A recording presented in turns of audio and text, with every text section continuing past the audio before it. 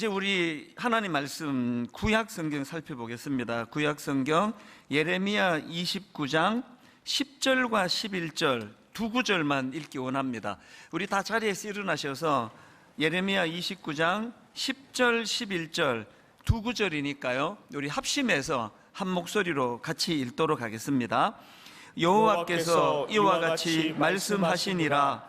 바벨론에서 70년이 차면 내가 너희를 돌보고 나의 선한 말을 너희에게 성취하여 너희를 이곳으로 돌아오게 하리라.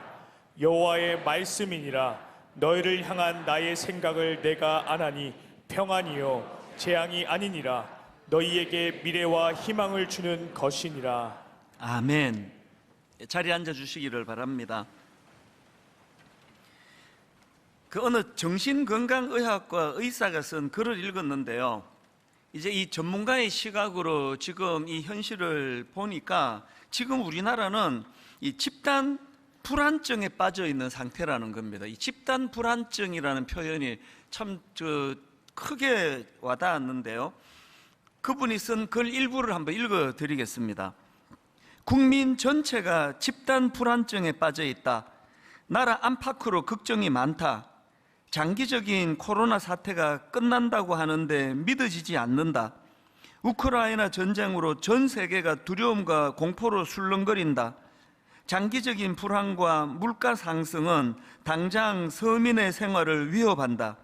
경제, 사회, 민생 모두가 불투명하다. 이런 시대적 상황 속에서 너나 할 것 없이 걱정, 불안증은 날로 더해만 간다. 어떻게 해야 할까?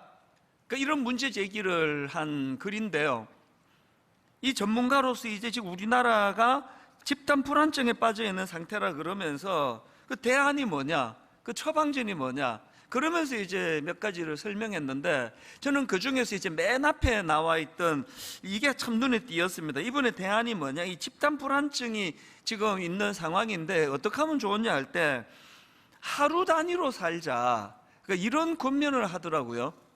그러니까 너무 무거운 짐을 지지 말고 마음의 짐을 좀 가볍게 해라, 뭐 이제 그런 뜻인 것 같습니다.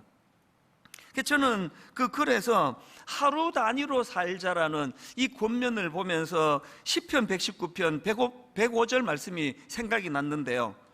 주의 말씀은 내 발의 등이요 내 길의 빛이니이다.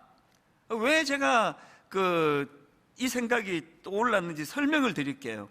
여기 나와 있는 내 발의 등이요 할 때 발은 히브리어로 레겔이라는 단어인데 이 단수형으로 표현이 되어 있다는 겁니다. 그러니까 한 걸음을 강조한 거겠죠. 이와 똑같은 맥락으로 그 다음 나오는 내 발의 등이요 할 때 이 등은 히브리어로 네르라는 단어인데요, 네르는 이 손으로 가볍게 들 수 있는 작은 등잔입니다. 지금 이 말씀이 뭘 강조하는지 아시겠죠? 하나님의 말씀이 내 인생에 있어서 내 발의 등이고 내 길의 빛이신데 뭘 강조했습니까? 온 세상을 다 궁금한 거 다 밝혀주고 이게 아니에요. 그죠?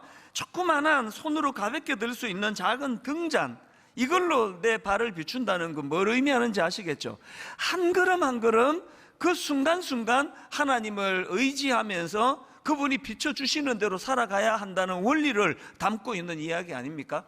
예전에 제가 킴 윅스라고 시각장애인 성악가를 제가 소개해 드린 적이 있는데 기억하시는지 모르겠습니다. 이분은 빌리 그레함 목사님이 전 세계를 다니면서 전도 집회를 하던 그때에 이제 오늘도 제가 설교하기 전에 우리 찬양대가 나와서 찬양으로 예배를 섬기는 것처럼 이제 이 킴 윅스라는 시각장애인 성악가가 늘 이제 빌리 그레함 목사님 집회의 파트너가 돼서 찬양을 하던 그런 성악가였습니다. 그래서 이제 그 시각장애인으로서 그런 세계 곳곳을 누비는 게 그게 참 대단한 일 아닙니까? 이분이 이런 간증을 했습니다. 사람들이 시각장애인이 나를 인도할 때 저 100m 전방에 뭐가 있는지를 말하지 않습니다. 바로 눈앞에 있는 장애물에 대해서만 말해줍니다. 하나님도 나를 이렇게 인도하셨습니다. 이게 내 발의 등이요 내 길의 빛이니이다. 또 이런 말도 했습니다. 저는 저 멀리에 뭐가 있는지에 대해서는 관심이 없고 그저 안내하시는 분이 발 앞에 뭐가 있습니다 이렇게 인도해 주시는 대로 한 걸음 한 걸음 가다가 보면 어느덧 목적지에 도달하게 되는 것입니다.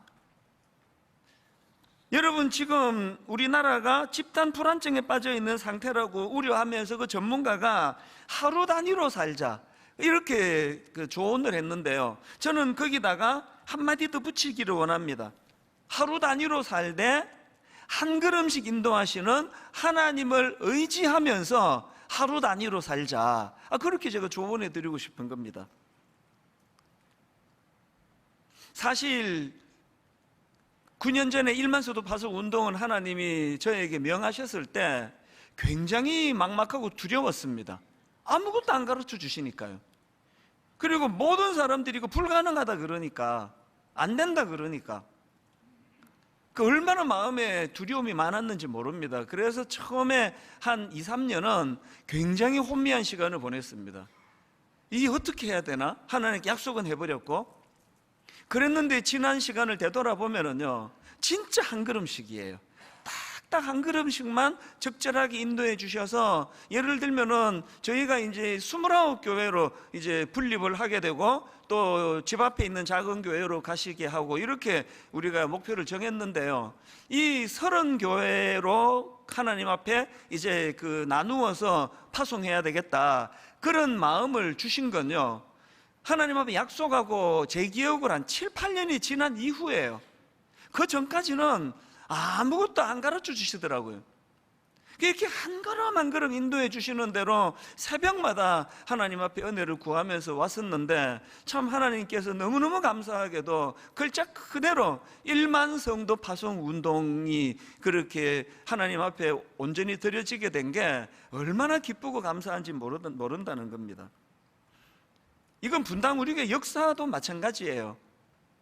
20년 개척하고 20년 됐지만 하나님께서 뭐 가르쳐 주신 게 전체를 이렇게 가르쳐 주신 게 아니에요. 한 걸음 한 걸음. 저희 교회가 여러분 아시지만 지금 이 송림 중고등학교를 빌려서 쓰고 있지 않습니까? 뭐 처음 시작부터 이제 초창기부터 강당을 빌려가지고 이제 교회가 예배실로 쓰니까요, 자꾸 이상한 소문이 자꾸 나요. 제가 하지도 않은 말들도 자꾸 나고요, 막 이런 소문이 나 있답니다. 이찬수 목사가 애당초 개척 초기부터 이제 교회 건축 안 한다, 그렇게 선포를 했대요. 그렇게 선포한 적 없거든요. 반대예요. 제가 이렇게 말했습니다. 교회를 건축할지 안 할지 나는 모릅니다. 종인 제가 어떻게 함부로 그런 걸 제가 그렇게 선포하겠습니까? 저 그렇게 이야기를 했어요. 그래서 아직도 진행 중입니다. 제가 이렇게 말하면 생각이 또 깊으신 분은 굉장히 고민합니다. 저게 또 내년에 건축하려고 지금 운 띄우는 건가? 이렇게 또 생각을 하실지 모르겠어요. 내일 또 이제 또 누가 또 이제 글 올릴지 몰라요. 분당 우리 교회 내년에 건축하기로 하다. 그런 거 아니거든요. 지금 원리를 말씀드리는, 또 모르죠. 내년에 건축할지 누가 알겠냐고. 여러분이 저게 점점 저게. 근데 상식적인 선에서 생각할 때 1만서도 파송 운동하고 뭐 이래놓고 뭐 하나님이 갑자기 뜬금없이 내년에 건축해라 뭐 이렇게 명하시진 않겠죠. 그럴 확률이 뭐 99.9%라고 믿지만, 그러나 이걸 100%라고는 말하지 말자는 거예요. 왜? 결정권자는 제가 아니고 여러분이 아니고 하나님이시니까요. 모든 결정은 하나님 하시기 때문에 우리는 거기에 순종하면서 어떻게 해요? 그저 등불이 하나님께서 내 발등만 비춰주세요. 한 걸음 한 걸음 비춰주시는 대로 가다가 보면은 어느덧 원하는 목적지에 우리가 도달해 있다. 이게 신앙생활하는 우리에게 굉장히 중요한 중심입니다. 그래서 저는요, 남의 교회에 대해서 또 다른 교회 목사님에 대해서 뭐라 말하는 거 옳지 않다고 생각해요. 만약에 제가 1만성도 파송 운동을 잘 이제 진행하고는 이제 맨날 이렇게 설교한다고 가정을 하면은 그건 굉장히 나쁜 거예요. 이제 한국 교회가 살 길은 대형 교회들이 다 1만성도 파송 운동하는 겁니다. 모두가 이 일 해야만 합니다. 이렇게 제가 설교를 한다면요, 그거는 월권 중에 월권이에요. 모든 교회가 이렇게 그냥 그 한 칼라로 가는 거 아닙니다. 각자 교회에게, 각자 목회자에게 주신 하나님의 사명을 따라서 우리는 그냥 그 자꾸 남의 발등 신경 쓸 거 없습니다. 그 내 발등만 보면 돼요. 내 발등에 불이 꺼져가지고 돌뿌리에 채이지 않도록 그저 나만 신경 쓰면 되는 거 아닙니까? 이게 인생의 원리라는 겁니다. 그래서 저는 지금 분당 우리 교회가 이제 이기사역을 선언하고 영적 기초 다지기 6가지라고 처음에는 6주라 그랬는데 제 기억으로 이제 오늘이 6주째예요. 아니 저분은 그 6가지라 그러더니 지금 3가지로부터 묶여가지고 진도가 안 나가네. 정확하게 보신 거예요. 지금 저는요 이 말씀 묵상 첫 번째 그 기초 다지기 첫 번째 항목이 말씀 묵상, 두 번째 항목이 기도 훈련, 그리고 세 번째 항목인 그 훈련을 개인으로 소화하지 말고 공동체, 교회적으로 이걸 이루어 가자. 이 3가지를 말씀드리고는 더 이상 진도가 안 나가요. 계속 지금 말씀 묵상과 기도 훈련 이걸 강조하고 심지어는 다음 주 되면은요 20년 개척 처음으로 내년에 다음 주에 이번 여름에 전 교회적으로 말씀 묵상과 기도 훈련에 대한 숙제가 나갑니다. 전 교회적으로 다음 주일 그게 나갈 거예요. 그래서 여기서 진도가 안 나갑니다. 그럼 목사님 4번째는 언제 도대체 합니까? 저도 모르죠. 여러분한테 달렸죠. 말씀 읽기 기도 훈련을 시작하시면은 진도 나갈게요. 하셔야 돼요. 매일매일 아침에 여러분 발등에 등불을 비춰주시는 말씀 묵상과 기도가 있어야 된다는 겁니다. 오늘도 저는요 본문 말씀을 이런 기준으로 딱 한 가지 포인트를 여러분에게 전하기 원합니다. 오늘 본문의 배경은 다 아시잖아요. 강대국이었던 바벨론의 침공으로 지금 유대나라 백성들이 포로로 끌려가 있는 상황입니다. 포로로 끌려간 모든 사람들이 꿈꾸고 희망하는 거 딱 하나예요. 빨리 풀려나 집에 가고 싶다, 고향에 가고 싶다, 그거 아닙니까? 그런데 하나님이 너무나 억장이 무너지는 그런 말씀을 선포하십니다. 그게 오늘 본문 예레미야 29장 10절입니다. 여호와께서 이와 같이 말씀하시니라. 바벨론에서 70년이 차면 내가 너희를 돌보고 나의 선한 말을 너희에게 성취하여 너희를 이곳으로 돌아오게 하리라. 이게 뭐 하루가 여삼추인데 70년의 기간이 지금 포로 생활의 기간이라는 겁니다. 하나님 왜 이런 말씀을 주셨냐 하니까요 거짓 선지자들이 자꾸 거짓을 퍼뜨리는 겁니다. 여러분 요즘에도 거짓 목사 선지자 특징이 뭔지 아시죠? 옛날에 거짓 선지자, 요즘에 거짓 목사는요 사람들이 듣기 좋은 말을 하는 거예요. 사람들이 듣고 싶어하는 말을 하는 거예요. 그게 하나님의 말씀으로 받고 전하는 게 아니라 사람들이 원하는 것만 하는 그게 거짓 선지자의 특징이고 오늘날 거짓 목사의 특징입니다. 하나님이 그걸 경계하시는 거예요. 10절에서 정확한 팩트를 주시는 이유는 그런데 혼미하게 속아 넘어가지 말라는 말씀을 주시기 위해서예요. 그런데 제가 오늘 본문에서 주목하는 건 그 다음 11절입니다. 이렇게 그 사실 그 팩트를 말씀하시고는 11절에서 이런 부연 설명을 하십니다. 여호와의 말씀이니라. 너희를 향한 나의 생각을 내가 아나니 평안이요 재앙이 아니니라. 너희에게 미래와 희망을 주는 것이니라. 이 10절 말씀이 이제 일어나게 될 사실, 그 팩트에 대한 말씀이라면 이 11절 말씀은 그 팩트에 대한 하나님의 해석이에요. 의미 부여입니다. 이 2가지가 이루어지는 그게 말씀 묵상이에요. 왜 하나님이 11절에서 부연 설명을 통해서 그 팩트에 대한 그 의미 부여 해석을 해주십니까? 왜 그렇습니까? 인간은 너무너무 무지하기 때문에요 내버려두면 오해하니까요. 내버려두면 쓸데없는 생각하니까요. 내버려두면 오해하는데 좋은 쪽으로 오해하는 사람 많지 않아요. 굉장히 비관적이고 우울하고 어둡고 그런 쪽으로 자꾸 오해를 하기 때문에 하나님은 말씀 묵상을 통해서 우리가 그 하나님의 뜻을 올바로 해석하기를 원하세요. 그래서 여러분 묵상하는 모든 분들이 이거는 그냥 마음에 새겨야 되는 말씀이 있습니다. 이사야 55장 8절 9절이요. 이는 내 생각이 너희의 생각과 다르며 내 길은 너희의 길과 다름이니라. 또 9절, 이는 하늘이 땅보다 높음 같이 내 길은 너희의 길보다 높으며 내 생각은 너희의 생각보다 높음이니라. 왜 묵상해야 하는지 아시겠죠? 왜 기도해야 되는지 아시겠죠? 하나님의 생각과 우리 생각의 격차가 너무 심하게 벌어져요. 그래서 그냥 내버려 두면은 그 주옥 같은 복음의 말씀이 선포돼도 자기식으로 그냥 막 이상하게 해석해가지고 그래도 나는 구원 못 받는다, 나는 저주받았다, 내 인생은 잘 될 수 없다, 항상 그렇게 악하게 해석할 수밖에 없는 게 인생이기 때문에 자꾸 하나님의 뜻을 헤아려야 된다는 거예요. 그래서 여러분, 이 말씀 묵상과 기도가 가진 참 순기능이 많은데요, 저는 그 중에 진짜 중요한 기능이 있다고 한다면 저는 이 생각의 교정의 기능이라고 말씀드리고 싶어요. 기도를 해야 되느냐고요? 하나님 생각을 바꾸려고 하는 게 아니고요, 내 생각이 교정되도록 하는 게 그게 기도입니다. 우리 옛날에 그 아브라함 공부할 때 기억나시나요? 창세기 15장 2절, 아브라함이 이르되 주 여호와여 무엇을 내게 주시려 하나이까? 나는 자식이 없사오니, 그 다음 보세요, 나의 상속자는 이 다메섹 사람 엘리에셀이니이다. 그 엉뚱한 소리 하고 있는 거예요. 그 다음 3절에도 보니까 아브라함이 또 이르되 주께서 내게 씨를 주지 아니하셨으니 내 집에서 길린 자가 내 상속자가 될 것이니라. 이게 인간의 한계예요. 인간은요, 현실적으로 눈에 보이는 것밖에는 못 보는 거예요. 그래서 자꾸 그냥 헛소리 하는 거 아닙니까? 그래서 우리가 하나님 말씀을 묵상함으로, 그리고 하나님께 기도를 아뢰면서 더 큰 그림을 그리시는 그 하나님을 바라보는 거거든요.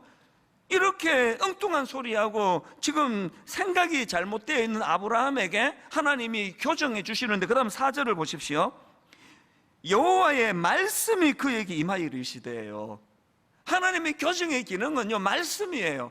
여호와의 말씀이 그에게 임하여 이르시되 그 사람이 내 상속자가 아니라 내 몸에서 날짜가 내 상속자가 되리라 하시고, 그리고 5절에 그를 이끌고 밖으로 나가 이르시되 하늘을 우러러 뭇 별을 셀 수 있나 보라. 또 그에게 이르시되 내 자손이 이와 같으리라. 지금은 보이는 게 하나도 없어가지고 눈에 본 것만 가지고 좌절하고 낙심하고 엉뚱한 소리나 하고 있는 아브라함에게 하나님이 말씀하시는데 어떤 그림을 그려주십니까? 큰 그림을 그려주는 거 아닙니까?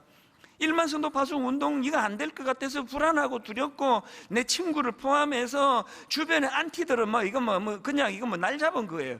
그 잘 되면 내 손에 장을 치신다, 두고 보자 그러면서 너무너무 두려웠던 그 현실에서 10년 내내 하나님은 저에게 그림을 그려주시는 거예요. 그리고 하나님이 보여주시는 그 그림대로 믿음으로 나아갔기 때문에 이게 믿겨지지 않는 하나님의 일하심이 그렇게 열매로 나타나는 거 아닙니까? 여러분, 무슨 일로 그렇게 두려우세요? 현실을 보면 그 두려움이 맞아요. 여러 가지 어려움이 있는 건 사실이에요. 그래서 우리가 예수 믿잖아요. 그 현실이 너무너무 어려워서 이걸로는 두려울 수밖에 없어. 모두가 동의가 돼요. 그거 맞습니다. 위기입니다.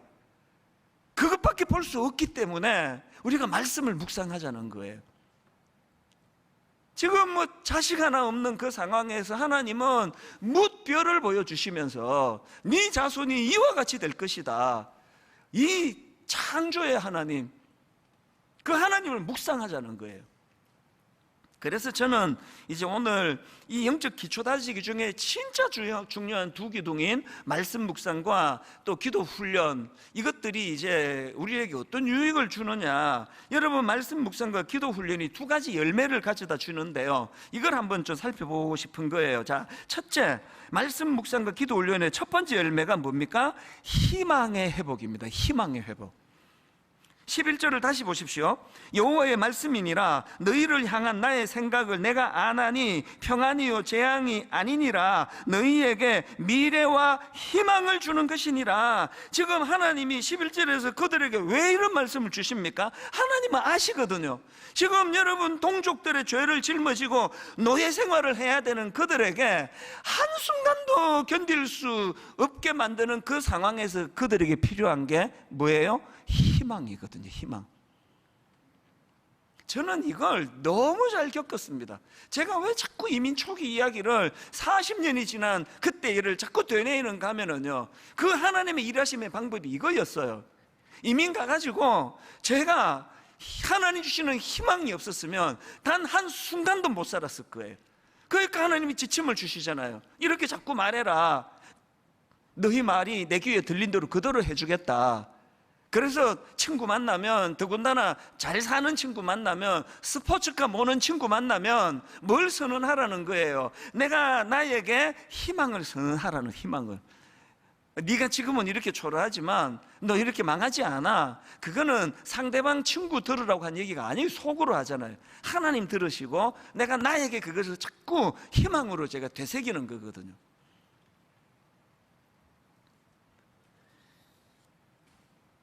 여러분, 다니엘 다 아시잖아요. 지금 이 본문에 포로로 잡혀간 백성들 이야기를 하는데, 다니엘도 바벨론의 포로로 끌려간 청년 때 그 잡혀간 사람 아닙니까? 나중에 그가 총리 대신에 오르는 입지전적인 인물이 되는 거 다 아시잖아요. 저는요, 다니엘 하면은 떠오르는 구절이 몇 개 있는데, 그 중에 자, 다니엘 6장 10절을 보십시오. 같이 한번 읽어보실까요? 다니엘이 이 조서에 왕의 도장이 찍힌 것을 알고도 자기 집에 돌아가서는 윗방에 올라가 예루살렘으로 향한 창문을 열고, 이게 중요합니다. 예루살렘으로 향한 창문을 열고, 그 다음에 전에 하던 대로 하루 3번씩 무릎을 꿇고 기도하며 그의 하나님께 감사하였더라. 지금 어떤 상황인지는 아시는 분이 많을 것 같은데요, 이 포로로 잡혀온 주제에 정치적으로 승승장구하니까 그거 내버려 두겠습니까? 정적들이 이게 지금 호시탐탐 이 다니엘을 잡으려고 그렇게 노리고 있는데, 그들이 왕에게 무슨 건의를 올리는가 하니까, 왕이시여 30일 동안 왕 외에 어떤 신이나 인간에게도 왕 외에는 절하지 않고 섬기지 않도록 조서를 내려주십시오. 그걸 어기는 자들은 사자굴에 던져 사자밥이 되도록 조치를 취해 주십시오. 이 간신들의 말에 그 싫어할 만한 그런 정치가 왕은 많지가 않은가 봐요. 허락했죠? 이 상황이에요. 그러면 하나님은 중심을 보시니까 문 닫아놓고 기도하면 되는 거 아닙니까? 왜 창문을 열고 기도합니까? 이게 무슨 배짱입니까? 이 다니엘의 배짱을 알고 싶으시면요, 여러분 그 다니엘 1장 17절을 보셔야 돼요. 하나님이 이 내 소년에게 학문을 주시고 모든 서적을 깨닫게 하시고 지혜를 주셨으니, 그 다음 보세요. 다니엘은 또 모든 환상과 꿈을 깨달아 알더라. 여기 나오는 환상은 히브리어로 하존이라는 단어인데요, 이 직역하면 하나님이 보시는 것, 이런 뜻이에요. 그 다음에 나오는 꿈, 이거 칼롬, 이 단어는요, 하나님의 계시를 뜻하는 단어예요. 그러니까 왜 창문을 열어야 되는 거예요? 그저 그냥 난 하나님께 경배 안 하는 척하고 목숨 살리는 게 아니라 창문을 열어야만 하는 거예요. 왜? 그가 뭘 보는 겁니까? 하나님이 보시는 것을 보고 있거든요. 그가 뭘 봅니까? 하나님의 계시를 그가 보고 있거든요. 저는 항상 그 기도하거든요. 하나님, 제가 비굴하지 않게 해주세요. 모든 그리스도인들이 다 마음이 여리고 약하니까 자칫 잘못하면 비굴하기 쉬운데요, 정말 저 그렇게 기도해요. 하나님, 저 비굴하지 않게 해주세요. 여러분 그런 기도 같이 하고 계세요? 여러분 이 땅에서 비굴하고 싶지 않으세요? 그럼 어떻게 해야 돼요? 다니엘이 받았던 환상과 꿈을 깨달아 알아야 돼요. 하나님이 보시는 거 여러분도 보셔야 돼요. 하나님의 계시를 알아야 돼요. 그렇기 때문에 아침에 출근하기 전에 말씀 묵상하고 가자는 거 아닙니까? 아침에 출근하기 전에 좀 그 짧은 시간에 기도로 하고 가자는 거 아닙니까? 이 바울도 마찬가지예요. 바울이 감옥에 있었던 에베소서는 모르는 분이 없을 텐데 1장 16절에 보니까 그가 감옥에서 뭐하고 있는가 보니까요, 내가 기도할 때에 기도하고 있습니다. 내가 기도할 때에 기억하며 너희로 말미암아 감사하기를 그치지 아니하고, 그 다음 18절 보세요. 뭘 권면합니까? 너희 마음의 눈을 밝히사, 그 다음에 그의 부르심의 소망이 무엇이며 성도 안에서 그 기업의 영광이 풍성함이 무엇이며. 지금 감옥에 있는 사도 바울을 바깥에 있는 사람들이 이렇게 위로해야 되는 거 아닙니까? 마음에 바울 선생님 마음의 눈을 여셔서 절대로 낙심하지 마시고 희망을 가지시면 풀려날 날이 있을 줄로 믿습니다. 이게 당연한 거 아닙니까? 그런데 감옥에 있는 바울이 반대로 지금 바깥에 있는 사람들에게 어떤 경우라도 너희들의 부르심의 소망이 뭔지를 놓치면 안 된다. 이게 뭘 의미하는 거예요 이게? 바울은 감옥에서 그 소망으로 꽉 차 있다는 거 아닙니까? 어떻게 이게 가능했다고요? 맨 앞에 기도했다 그러잖아요. 저는 참 너무너무 지금 어렵고 힘든 그런 전문가들이 뭐 그냥 지금 우리나라는 뭐 엄청 지금 그 어둡고 우울하고 집단적으로 그런 상황에 빠져 있다고 진단할 정도로, 그리고 이제 경제적으로도 지금 막 계속 세계적인 먹구름이 밀려온다고 하고 있지 않습니까?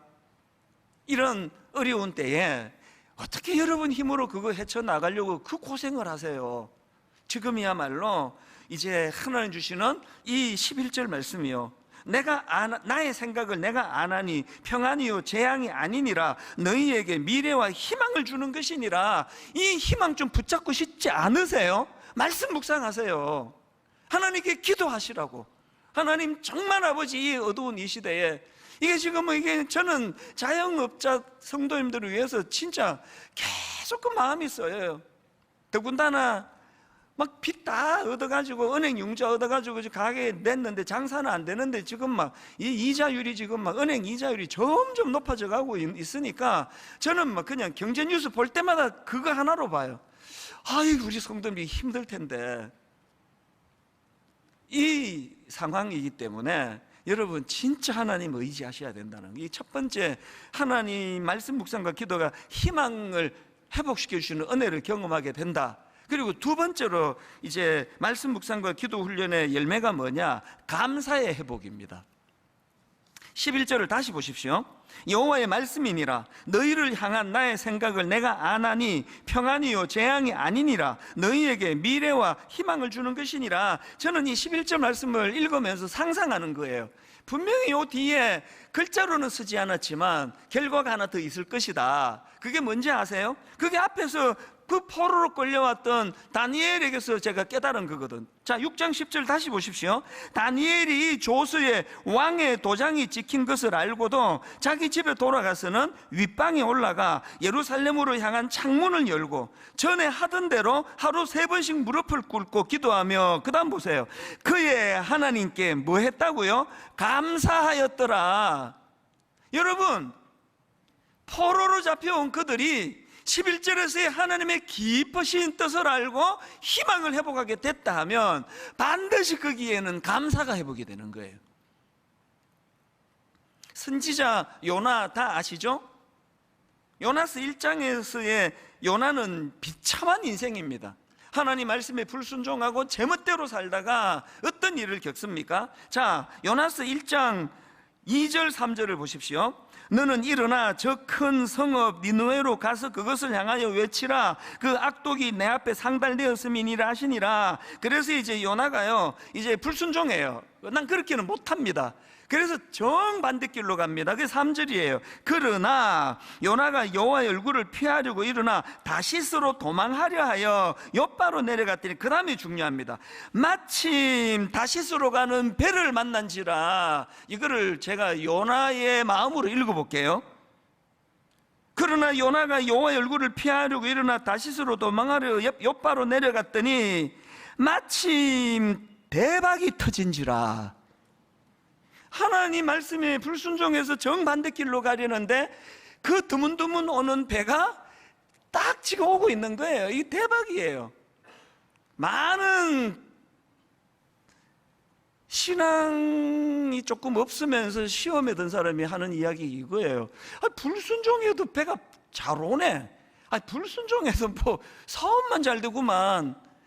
뭐 하나님 뜻대로 안 살아도 뭐 일만 잘 풀리네. 여러분, 이제 1장 끝부분에 가면 여러분 아시죠? 마침 다시스로 가는 배를 만난지라는 겉으로 이 대박인 줄 알았는데 이거는요 재앙의 길로 몰고 가는 배예요. 풍랑을 일으키고요, 수치를 심어주고요, 말로 다 할 수 없는 그런 좌절을 가져다 주는 배예요. 영안을 열고 하나님 앞에서 이런 큰 그림을 이해해가기 시작하면은 개념이 달라져요.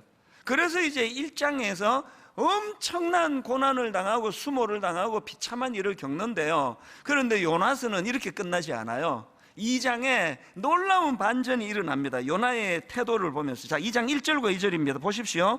이제 절망의 그 엄청난 시련의 그 장소에 빠졌습니다. 2장 1절입니다. 요나가 물고기 뱃속에서 그의 하나님 여호와께 기도하여, 이 출발이 기도했습니다. 그리고 2절, 이르되 내가 받은 고난으로 말미암아 여호와께 불러 아뢰었더니 주께서 내게 대답하셨고, 내가 스올의 뱃속에서 부러지졌더니 주께서 내 음성을 들으셨나이다. 그리고 7절, 내 영혼이 내 속에서 피곤할 때에 내가 여호와를 생각하였더니 내 기도가 주께 이르러 싸우며 주의 성전에 미쳤나이다. 거짓되고 헛된 것을 숭상하는 모든 자는 자기에게 베푸신 은혜를 버려 싸우나. 그리고 9절, 이게 지금 고난의 물고기 뱃속에서 하는 고백입니다. 9절, 나는 감사하는 목소리로 주께 제사를 드리며.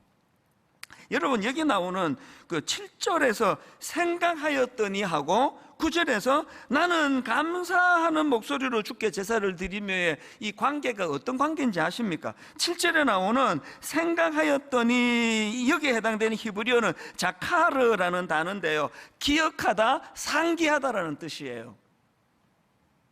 이 흐름을 아시겠습니까? 마침 다시스로 가는 배, 그 자기를 절망으로 몰고 가는 그 배에 올라타 가지고, 그리고는 절망의 자리에서 기도를 했어요.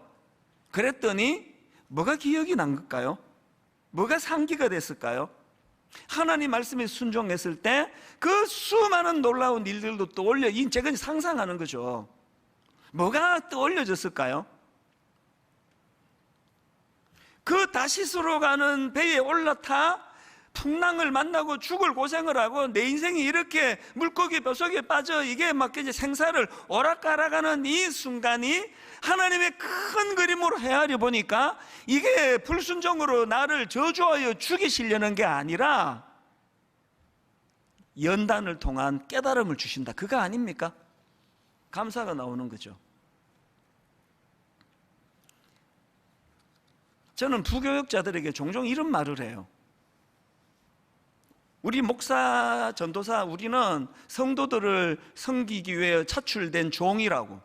그래서 모든 우리의 관심은 성도에게 맞춰야 된다, 이런 말까지 해요. 좀 과장법이긴 한데요. 밥을 먹나? 힘내서 성도 섬기기 위해서야. 잠이 안 오는데 왜 자야 되는지 아나? 그래야 내일 만날 성도들을 힘있게 만날 수 있기 때문이에요. 왜 쉬어야 되는지 아나? 힘을 얻어서 재충전하기 위해서야.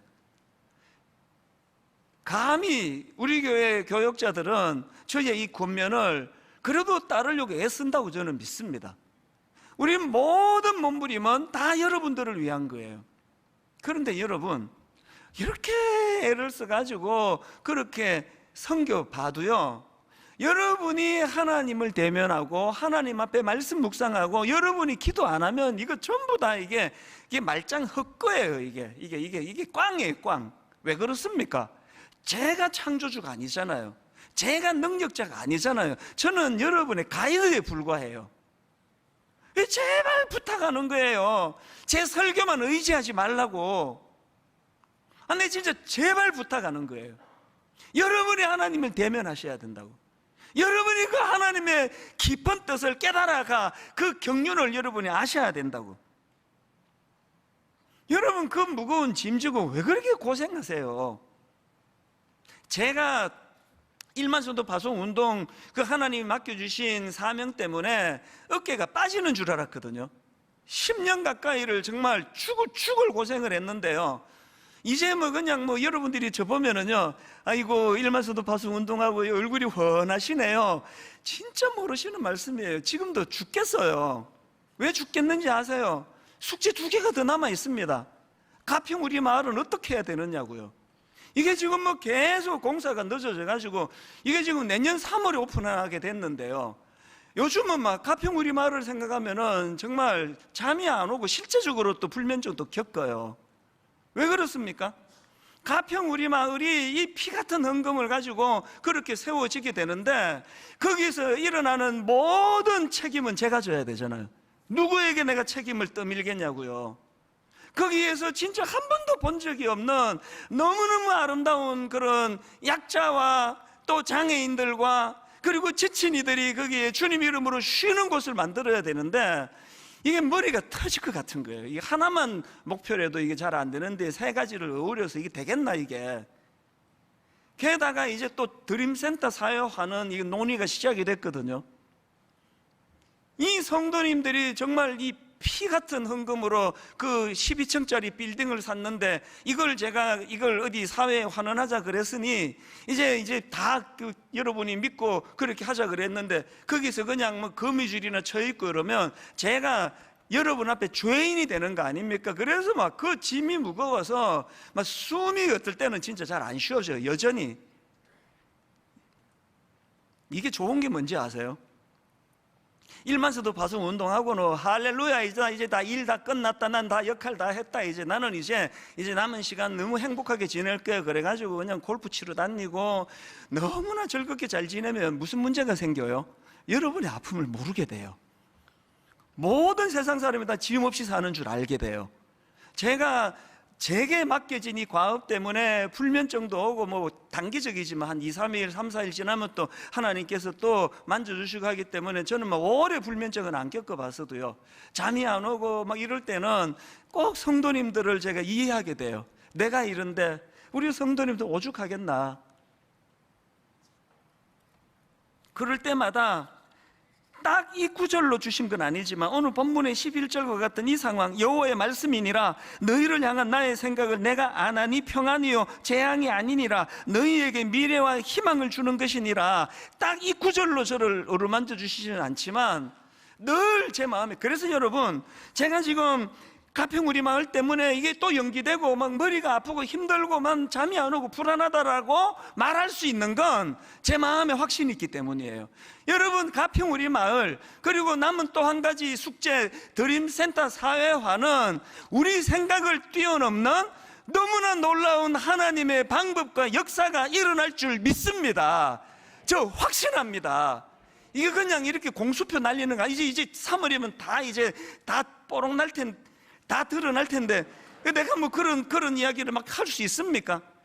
예수 믿는 사람들의 세상살이 이거예요. 늘 어깨에 지어진 짐이 무거워서 괴로워하고 잠을 못 자면서 동시에 하나님이 이루어 가실 역사에 대한 확신 때문에, 기쁨 때문에, 감격 때문에 살 맛이 나는 이 왔다 갔다 하는 게 이게 예수 믿는 사람의 모습이에요. 저는 이상하게 아까 2부 예배 때부터 자꾸 가장들을 축복하라는 하나님의 메시지가 마음에 계속 저를, 모든 분들이 이 말씀으로 은혜 다 받으시겠지만 특별히 하나님께서 오늘 우리 아버지들이 좀 은혜 받기를 원하십니다. 우리 남편들이, 사실 제가 이제 남은 두 숙제 가평 우리 마을하고 드림센터 사회환원을 놓고 너무너무 힘들고 괴롭고 이거 안 되면 어떡하냐 두려움에 휩싸일 때마다 이런 이야기를 제 아내에게, 제 아들, 딸에게 일절 나누지를 못해요. 내 짐인데 이걸 왜 가족에게 전가시키느냐고. 이게 여러분 가장이에요. 오늘 여기 수많은 가장들이요 울지도 못해요. 내가 여러분 힘들다고 막 운 적이 한두 번 있었네. 한두 번 기억이 갑자기 났어요. 그때 내가 참았어야 되는데 대부분은 여러분에게 내색하지 않아요. 아무렇지도 않은 듯이. 그러나 우리 가장들 그 무거운 짐은 여러분 모르실 거예요. 이제 어머니들이 또 주부들이 바로 속으로 생각하실 거예요.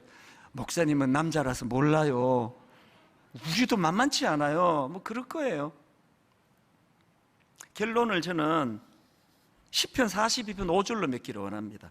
내 영혼아, 너가 어찌하여 낙심하며 어찌하여 내 속에서 불안해하는가. 모든 불안에 떠시는 분은 그 다음 구절을 기억하십시오. 내 영혼아, 너가 어찌하여 낙심하며 어찌하여 내 속에서 불안해하는가. 너는 하나님께 소망을 두라. 그가 나타나 도우심으로 말미암아 내가 여전히 찬송하리로다. 이번 주에도 저도 이 은혜가 필요하고요, 여러분에게도 이 은혜가 필요합니다. 오늘 저는 안희숙 여사님, 그 일본 그 강점기에 그 연약한 여성의 몸으로 죽음을 방불케 하는 고문을 당하면서도 기어이 견뎌내 하나님 앞에 그 깨끗함을 유지했던, 그래서 산 순교자라고 그런 칭송을 듣던 이분의 비결이 그분이 만든 노래말에 다 녹아있기 때문에 오늘 설교는요, 이 찬양으로 마무리가 된다고 생각합니다. 내일 일은 난 몰라요. 우리 찬양 같이 부르시면서 세계적으로 경제 먹구름이 몰려오고 이자가 지금 급등하고 있고, 이제 또다시 이제 우리가 예전에 겪었던 경제 위기, IMF 떠올리기도 싫은 이런 일들이 자꾸 연상되는 이런 상황이기 때문에 어떻게 해야 된다고요? 너는 하나님께 소망을 두라. 우리 그 의미를 가지고 이 찬양 같이 불러보기 원합니다. 내일 일은 난 몰라요. 내일 일은 난 몰라요. 하루하루 살아요. 하루 살아요. 불행이나 요행함도 불행이나 요행함도 내 뜻대로 못해요. 참 힘든 인생입니다. 험한 이 길 가고 가도 끝은 없고 보내요. 이럴 때 어떻게 해야 됩니까? 주님 예수 팔 내미사 내 손 잡아 주소서. 정직하게 고백합니다. 내일 일은 난 몰라요. 장래일도 몰라요. 아버지여 날 붙드사 평탄한 길 주옵소서.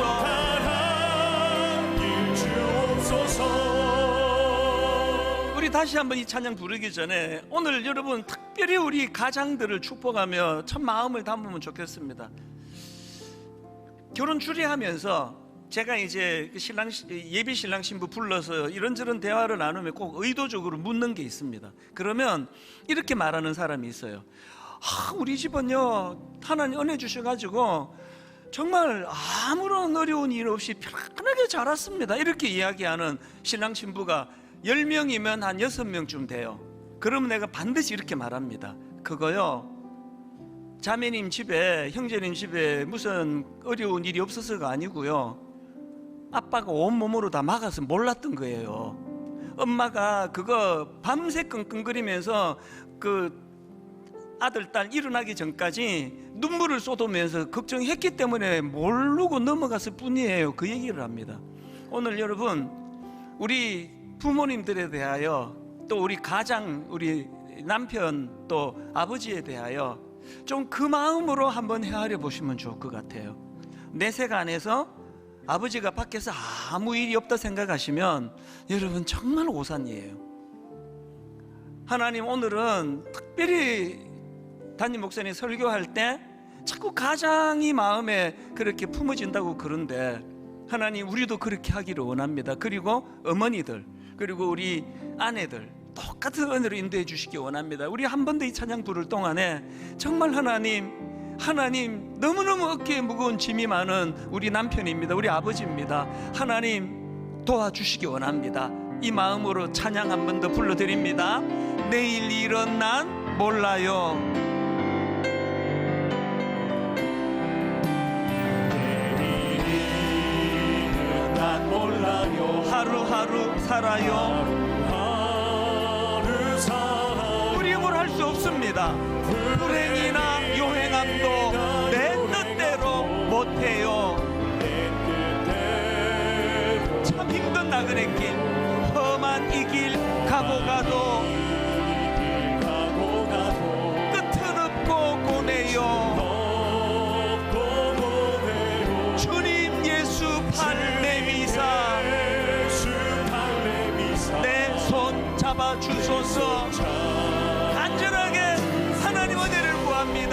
내일 일은 난 몰라요. 난 몰라요. 장래일도 몰라요. 너 몰라요. 아버지여 날 붙드사 아버지여 날 붙드사 평탄한 길 주옵소서. 평탄한 길 주옵소서. 좁은 이 길 진리의 길. 우리가 자리에서 일어나셔서 하나님을 찬양합니다. 주님 가신 그 옛길. 하신 그 여러분 힘을 얻으세요.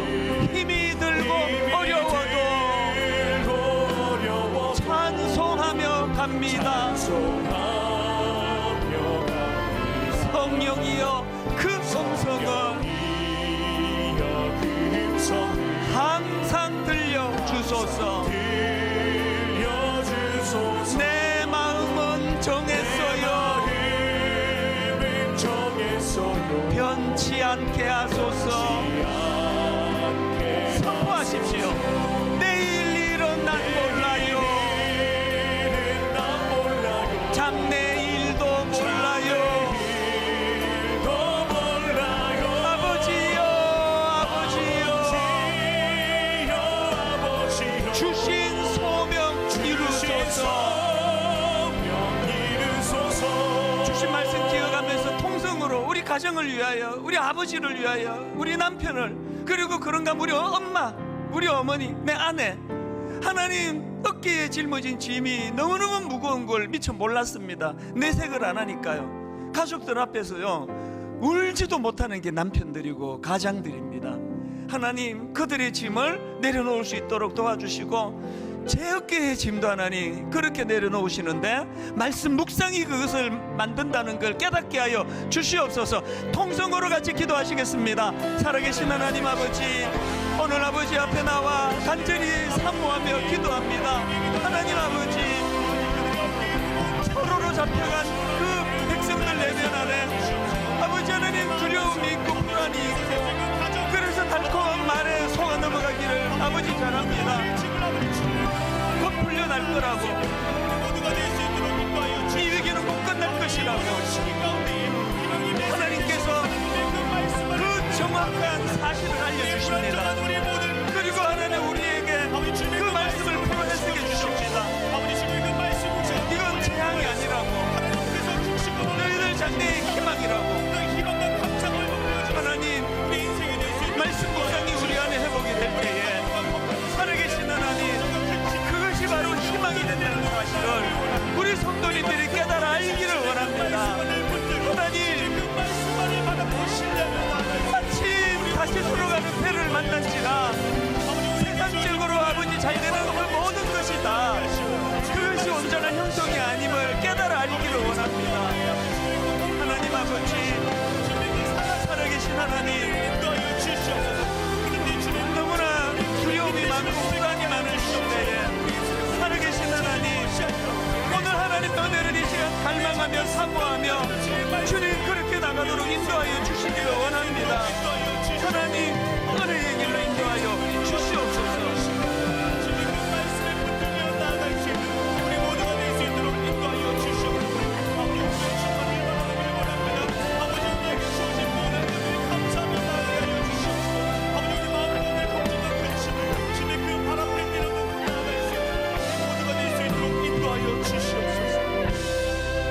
하나님, 지금 우리나라는 전문가가 진단할 때 집단 불안증에 빠져 있다고 이렇게 진단하고 있는데, 하나님 어떻게 하면 좋을지, 이미 너무 어깨에 짐이 무거워 이미 지쳐 있는 상태인데, 하나님 이것보다 더 무거운 짐이 어깨에 짊어진다고 그렇게 자꾸 예견하는 전문가들의 진단을 들을 때마다 마음에 너무 두렵습니다. 하나님, 경제적으로도 어떻게든 벗어나 보려고 애를 쓰고 발부둥을 치고 있는데, 하나님 또 이런 어려움이 찾아온다 할 때에 하나님 우리에게 대안이 무엇인지 오늘 말씀으로 가르쳐 주시니 감사합니다.